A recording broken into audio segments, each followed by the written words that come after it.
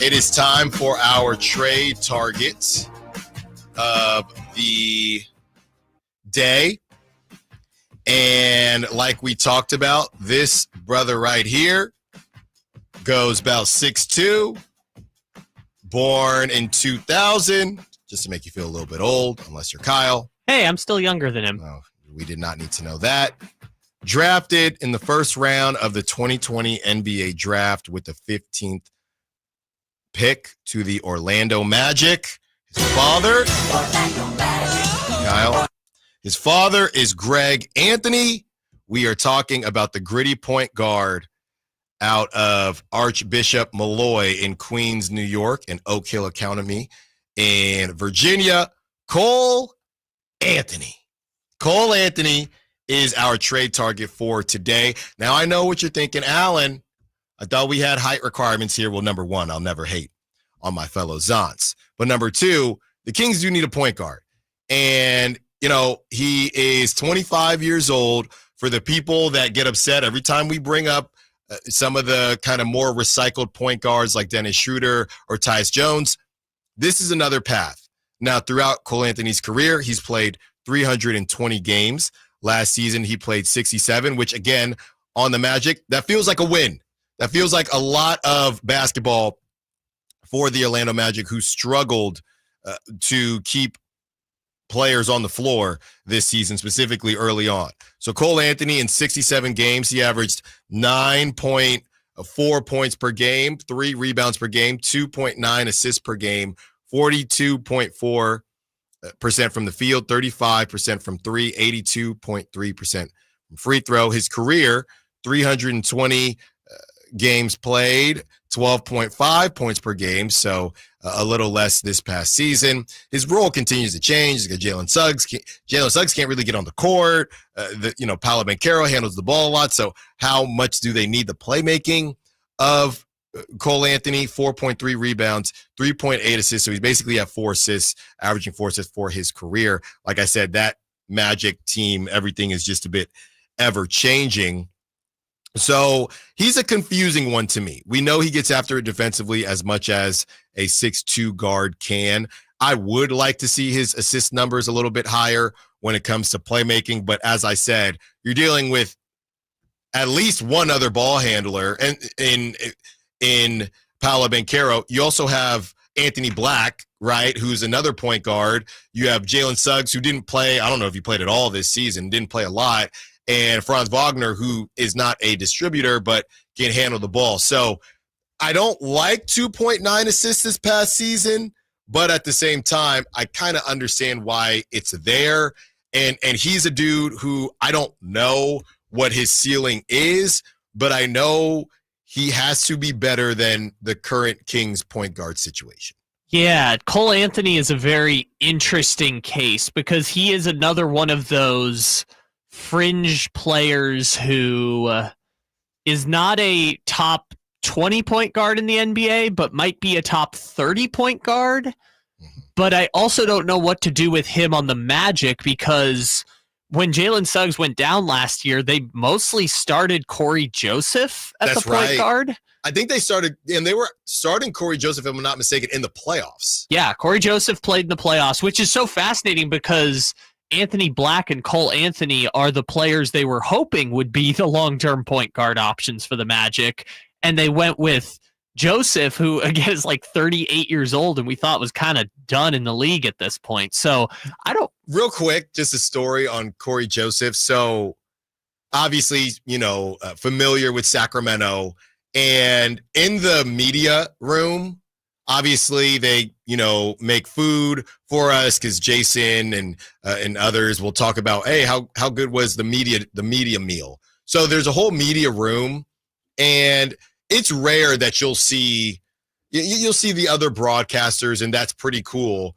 But we're hanging out in the media room, and dinner had kind of just ended, and all of a sudden we look up and we see Corey Joseph just getting coffee in the media room.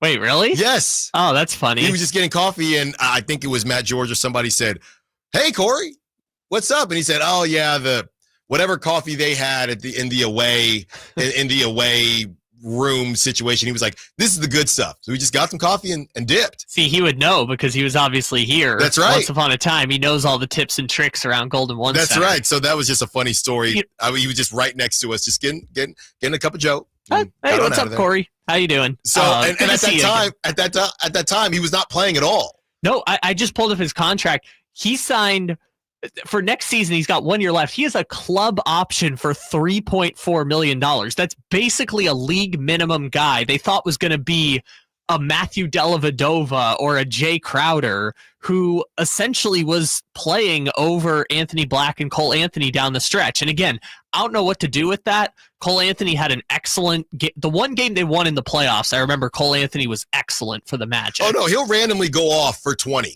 He is, to me, from what I've seen, and I don't know if this is who he is in the league, but it was giving off Malik Monk vibes in that the Magic always needs scoring, and he would just pop up off the bench and score. It was the play-in game. The play-in game, he cooked Atlanta. The last game of the season for the Orlando Magic, Corey Joseph played 20 minutes. KCP played 30 minutes and scored 8 points. He was so bad this season. I mean, historically bad. Anthony Black played 21 minutes and came off the bench. All three of their younger guards, because Gary Harris ain't that young anymore, but Anthony Black came off the bench. Cole Anthony came off the bench for 19 minutes, 3 points. Gary Harris came off the bench for 15 minutes, scored 3 points. That's bad. Yeah. Like that's bad. But that's the weird thing about this is like their vision is that Anthony Black is going to take over and become their point guard of the future. I think Jalen Suggs is probably more of a 2 guard, but for now he has to play the point because they kind of just have a logjam of guards right now between obviously KCP, which they don't know what to do with, and Suggs and Black and Joseph and Anthony. They are the Blazers. They are the Blazers of the East. They just have a foundational piece, and the Blazers don't. Yeah, they just got the number 1 pick for Paolo. Yes, that's the only difference. They took Paolo, and the Blazers took Scoot Henderson. That's right. That's right. And then they hit on Franz. That's the only difference. They both have way too many random guards. I mean, you could say that, but like, is Franz Wagner that much better than like Anthony Simons? I think he projects better. Sure, he's younger right now, but I don't think he's that much better right now. So as far as Cole Anthony, and we're not really selling him too well here, but this will bring you back. Cole Anthony just finished his age 24 season, and he was getting paid $12.9 million. His next season, he will make $13.1 million. Then there is a club option at $13.1. And then in 2027, 2028, when he's 27 years old, he'll be an unrestricted free agent. So that probably pulls you back in because it's a very team-friendly contract. Yeah, this is essentially a 1-year commitment, which essentially if it's 1 year and $13 million, you would essentially be doing a free agent signing, except you're trading for Cole Anthony instead of bringing in Chris Paul or Dennis Schroeder or Russell Westbrook or insert free agent point guard, Ben Simmons, whoever else. You would essentially be trading for Cole Anthony as a 1-year point guard option. Mm-hmm. So this is not, obviously not CJ McCollum or Ja Morant or Trae Young or DeJounte Murray, but he's closer to the free agent signings that wouldn't be a free agent signing. Right. So we are going to discuss where this thing should go and what Kyle has cooked up as far as the trades that the Kings could make to receive Cole Anthony. And I think it's going to be very difficult whether you want to do this or not. I think you're going to be right on the fence because I'm just vaguely looking at it. I'm not fully looking at it because I like to react live with you, the listeners and viewers. It's going to be a tough one. We hear what the trade proposals are when we return. Now in style, Sactown Sports. Just to kind of spin the block or close the loop on this one, Yeah, so what I was referencing, I believe that slam dunk contest with Cole Anthony was when JTA got second place and Cole Anthony dunked with Tim's on, and people were trying to explain, no, you don't know how tough it is to dunk with Tim's on. It was a mess. Okay. It was an absolute mess. It was a disaster. I'm not going to lie. I don't even remember this one. But it was a disaster. I've also made it a tradition over the years to do like a trip during All-Star Weekend, though. So I haven't watched the dunk contest. Was this... So this was 2022 or 2023? Cole Anthony dunks in Tim's. It was 2022. Cole Anthony threw down a windmill dunk while wearing Timberland boots. It was terrible. Okay. I'm just trying to confirm who won. Yeah, guess who won? I can't. My man. Was it Mac? Obi Toppin. Oh, okay. I do remember Obi Toppin winning a dunk. He had a cool one where he like threw it off the backboard and did between the legs. That was he had one good dunk. I remember defeating Juan Toscano Anderson in the final round. So I was just having some fun. That was one of our hints when we were trying to keep you guessing on Cole Anthony. All right, Kyle, you have me guessing on how the Kings are going to get this done. And you better be careful because, you know, this Malik Monk slander is getting too much. I'm a pizza guy. I'm in the Pizza Guy fan club, and this slander is getting too much. Thank you. It's getting too much for the conversation as far as who the Kings should move. All right, what's going on here? All right, so I'm just going to do the first one real quick, which is the Magic just decide. Let's say the Magic get a big money player and they just have to clear cap space. Then the Kings can absorb Cole Anthony into their trade exception from Kevin Huerter. It would basically be Cole Anthony for Terrence Davis, whatever. Cole Anthony for Terrence Davis, the Charlotte second round pick next year, and then they would kind of like swap second round picks this year. It's not a lot, but basically your pick 42 would become pick 57. So it doesn't make that much of a difference, but it's essentially Cole Anthony for a second round pick, and then they move down in the second round this year. Okay. Basically 2 seconds. And the Magic, this is with the Magic saying we kind of just have to get rid of this contract. Yeah, this is like the Magic land Anthony Simons and they have to move some contract situation. It's like the Magic just give him away, basically. Well, obviously, I'm into this one. Yes, but again, this would require the Magic to decide, right, we just straight up don't want Cole Anthony anymore. PJ Washington-esque, but maybe worse than the PJ Washington situation with the Mavs. Yes, because the Mavs would at least be getting, in our situation, a first round pick. This is the Magic saying, we just got to get rid of him. Yeah. Like anyone who wants a point guard can have him. And I guess the Kings would be that team. Okay. Well, I'm obviously into that one. What else we got? Okay. So the next one is cashing in the DeMar DeRozan trade chip. Okay. Now, in this situation, the Kings would essentially be selling DeMar DeRozan because they would be getting Cole Anthony, Jet Howard, former first-round pick, Gary Harris Jr. for salary filler, 1-year contract, and 2 second-round picks. Where do I sign? You're in on that one?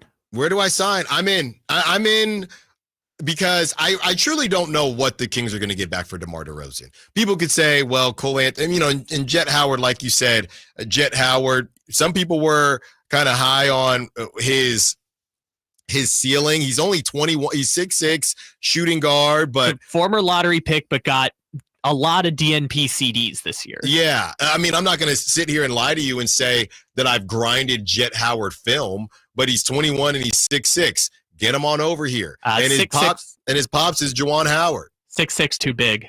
Yeah, that's true. Kings aren't allowed to have 6'6". Well, Monty's gone now. We can do whatever the hell we want. Juwan Howard is his daddy. I'm in. Just recreating all the old heads. Yeah, it's just, here are the lines. You have to be a part of the early 2000s Kings, or your daddy had to be in the NBA. Or your daddy was teammates with Chris Webber. Or yes. Or a former King. A Sacramento connection. So I'm in on this deal. I don't know how good Jet Howard will be, but like I said, he's 21 years old. That we just talked about how young the playoff teams are right now, and specifically the starting lineups. We just saw, obviously, Cole Anthony is the ready-made player, and I truly don't. Now, would the Magic do it just based on their spacing and the fact that KCP, and we'll probably talk about KCP at one point because he's going to have a better, you would think he can't play worse than this. Yeah. So you might want to buy low on KCP. In this situation, KCP would move to the bench. Sure. DeMar DeRozan, to me, the Magic needs scoring. I think you can make the argument that gets maybe the Magic to the 4 seed or something like that. He's a more consistent scorer than KCP, obviously. And I think, Malik Monk has been their target, or we believe Malik Monk to be their target. When we had on a Magic writer during the season, they do like 3-point shooting because they're lacking it, but they need consistent scoring. And that's what DeMar DeRozan will give you. So I could try to convince the Magic that they should take DeMar DeRozan. It's a short-term thing. You got him for a couple years. He moves on. You got cap space. Maybe by that time, Paolo is an MVP candidate, and they can, persuade some free agents to get on out there or make some other trades. Maybe Anthony Black now is ready to go and can do some more things offensively. If I'm the Magic, at least you're not getting spacing. That's kind of how the Kings looked at it. But if I'm the Magic, you're getting scoring.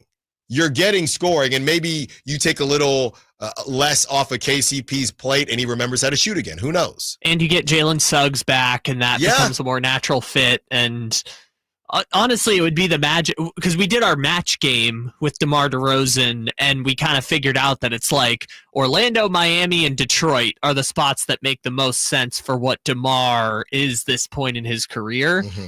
This would just be the Magic essentially saying, we're going to lean into not being a great 3-point shooting team, but DeMar might also make, I'm not saying Paolo's life easier, but right. I'm saying it's just a number 2 that you can go to when Paolo's not on the floor. Yeah, and like we said, and he does have an interesting jump shot, but Franz Wagner, right? He can stretch the floor. He can shoot the basketball. So I like it. I think most Magic, nobody's going to sign, no fan is going to say, give me DeMar DeRozan. No fan of a team that isn't on the cusp of a championship, right? But the reality is DeMar DeRozan is still a hell of a basketball player, and your team is not going to win. The Magic are not going to win a championship next year. Well, especially because the Magic are getting DeMar DeRozan for a player not as good as DeMar DeRozan in this situation. It's just right, and a player that you could argue Jet Howard and Gary Harris. I haven't seen that brother. He was the first tweak of the Denver Nuggets, and Gary Harris. I have not seen that brother make a 3-pointer probably since 2016. Yeah, Gary Harris, $7 million next year to come be Doug McDermott essentially for the Kings. I'm not saying Gary Harris is going to be a impact player. I just think that at some point there's going to be a Kings fan who's like, why don't they play Gary Harris the same way they were like, why don't they play Doug McDermott? It's like, yeah, the dude is a 3-point specialist that shoots 36% from 3. That's all he is. Trey on the text line, 510, shout out 510, says, Trey says, I actually used the NBA trade machine and traded DeMar for Cole Anthony and Wendell Carter successfully. It can be done. I just don't think they would move Carter. Right? Why would the Kings want Wendell Carter? Why not?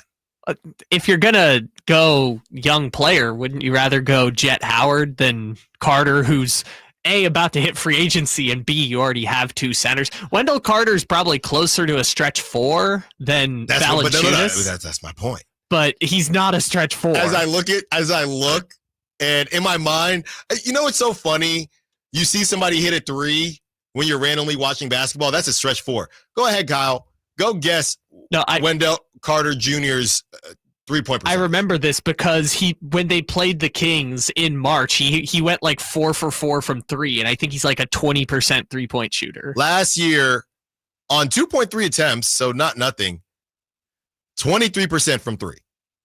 So I wanted to. I was with you, Trey, until I looked at him. Except against the Kings, where he went like 4 for 4. 31% from 3 for his career.